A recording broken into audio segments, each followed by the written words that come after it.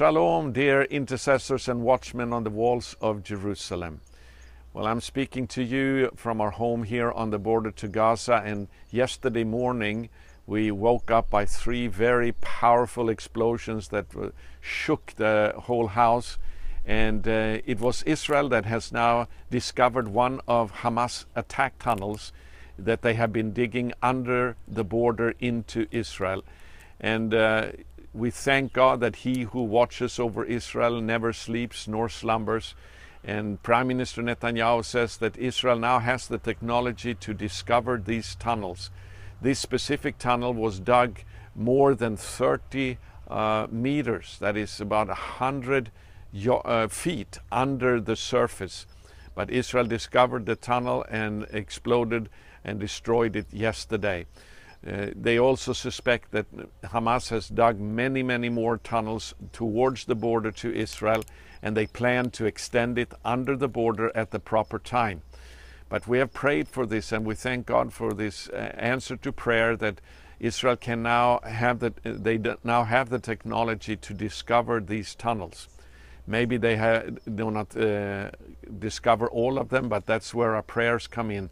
It is through the prayers of God's people that God is going to watch over Israel.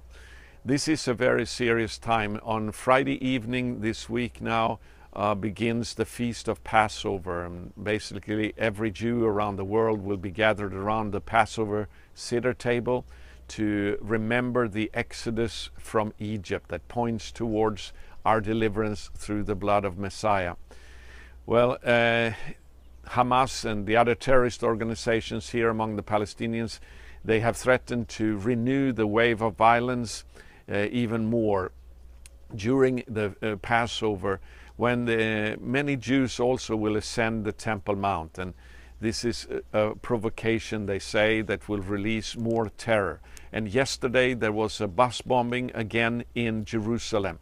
2 buses and 1 vehicle, one regular car, was completely destroyed and blown to pieces by a powerful explosion.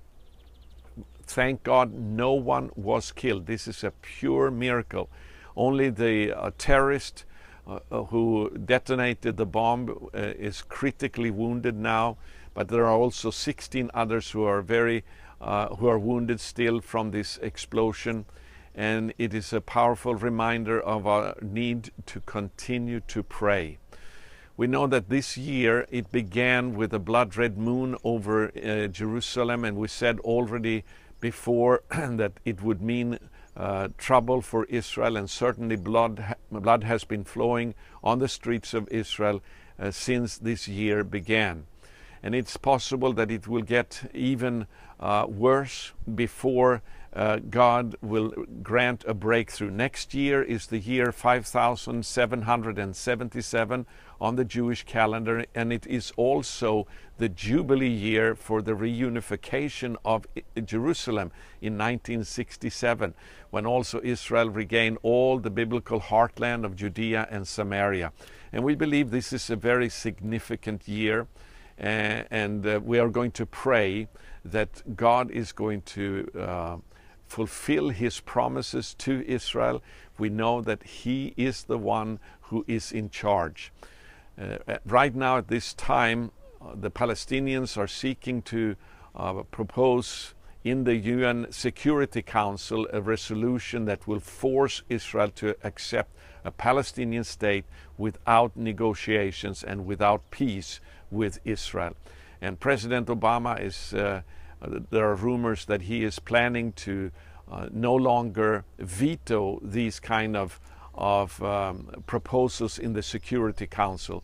It is a very dangerous time, and we need to watch in prayer. Thank you for being faithful intercessors and watchmen on the walls of Jerusalem.